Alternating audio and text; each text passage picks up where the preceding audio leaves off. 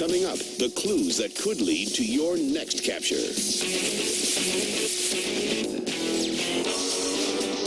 Now, join the manhunt with John Walsh. The lights go on, a car pulls over. It happens hundreds of times a day on highways all over the country. Sergeant Greg Martin was a cop here in North Carolina. He kept a peace in a town that's famous for its friendly people. So when he pulled over a truck one night for a routine traffic stop, there was no reason for concern. He'd done it dozens of times. But as we all know, there's no such thing as routine when you're a cop. Yadkin County, North Carolina, October 5th, 1996, 2:30 a.m. State Trooper Van Tate is on graveyard duty. It's a quiet Saturday night. Trooper Tate's shift is winding down when he hears a scratchy radio transmission. That was just behind the shopping center here beside the Huddle House. He recognizes the voice. It's an old friend, Sergeant Greg Martin, an officer in the nearby town of Jonesville. David, 60. I could just pick up bits and pieces, but I heard the county calling him. I'm now 1061 West Virginia, 4 Sam David, 629. 1061 meant that Sergeant Martin was pulling over a suspicious vehicle. 4 Sam David 629. That's the license plate. I got on my radio and I called him and he answered up. I'm here for it. Give me 25 with me. I'm going to need a little distance. 10-4 meant Sergeant Martin was okay, but 25 meant he wanted some backup. No one knew what Greg Martin was walking into.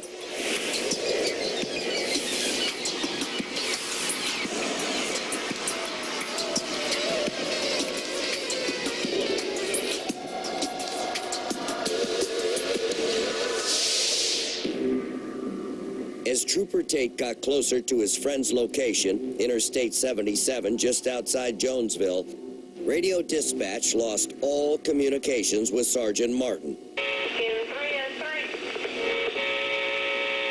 Yadkin 2303. At first glance, I didn't see another vehicle. So I crossed the median. The county was still trying to raise him. For a ride to 1099, I can't make radio contact.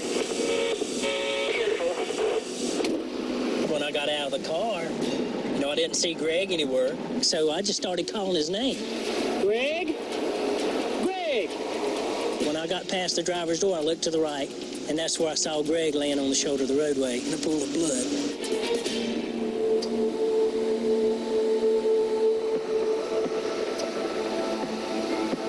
As Trooper Tate approached Sergeant Martin, he realized there was nothing he could do. Greg Martin was wearing his bulletproof vest, but it made no difference. The killer had shot him several times in the head. The right side of his head was gone. I mean, it had been blowed open. I don't know an easier way to put it. Sergeant Martin left behind a wife and 3 children, the youngest just 7 months old. Today, that youngest son is 9 and still waiting for justice for a father he barely met.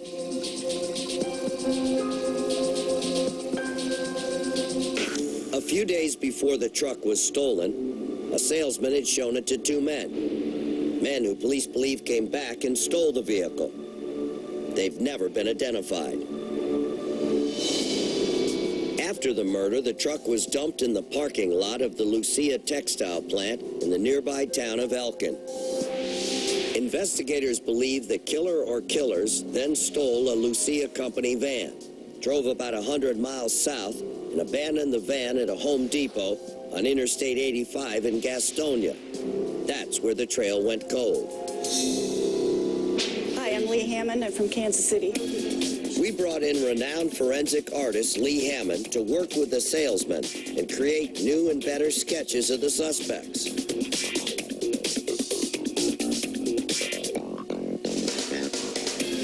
When we showed you these sketches, our hotline lit up with tips, and a 9-year-old cold case started heating up. But the best tip about these sketches told police that something about the drawings wasn't right. I came upon what I thought was a car accident. This tipster, who does not want to be identified, told police he was traveling on Interstate 77 with his wife the morning that Sergeant Greg Martin was killed.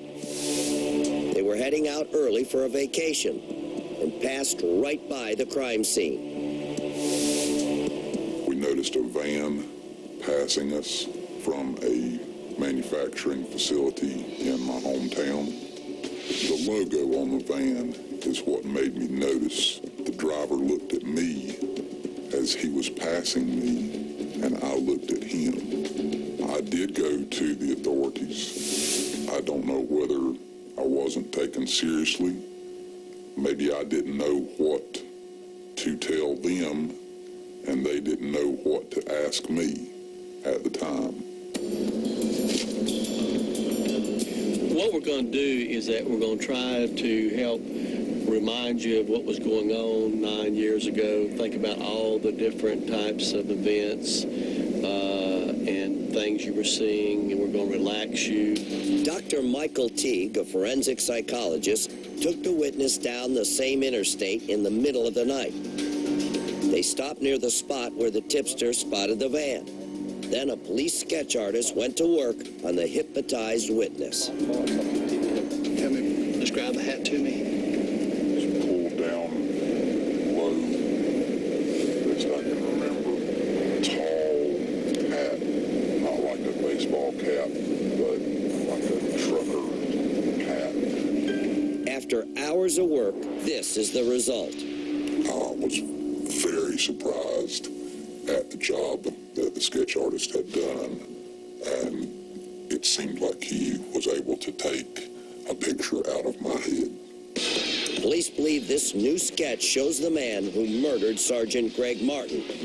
They need you to help identify him.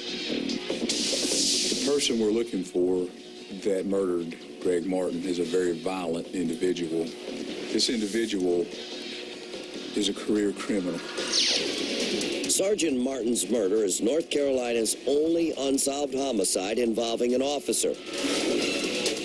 Let's hope the new sketch will finally lead to some answers. If you can help police identify this man, please give us a call right now at 1-800-CRIME-TV. Now, this is a case every cop here in North Carolina wants solved. So if you know anything at all about the murder of Sergeant Greg Martin, have the guts to make that call to our hotline. And I guarantee you can remain anonymous. We need to get this fallen officer some justice. Now, we're just getting started with tonight's manhunt, so keep it right here. We'll be right back.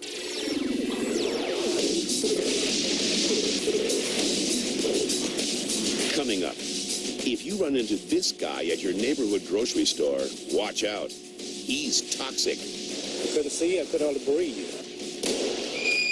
And he's deadly.